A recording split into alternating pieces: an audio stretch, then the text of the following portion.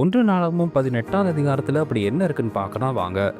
இந்த அதிகாரத்தில் தாவீது பெலிஸ்திய படையிடம் போரில் வெற்றி பெற்று அவர்களின் நகரங்களை கைப்பற்றுகிறார். பின்னர் மோவாப் நாட்டினையும் அடக்கி அவர்களை இஸ்ரவேலுக்கு கீழ்ப்படிந்தவர்களாக மாற்றுகிறார். தொடர்ந்து தாவீது சேபாவின் ஆதாதேசர் என்ற ராஜாவை தோற்கடித்து வெற்றி பெற்று பல குதிரை படைகளையும் ரதங்களையும் கைப்பற்றுகிறார். ஆதாதேசருக்கு உதவ வந்த தமஸ்கோ மற்றும் அராமியர்களையும் தாவீது தோற்கடித்து அந்த பகுதிகளையும் தனது ஆட்சிக்குள் கொண்டு வருகிறார்.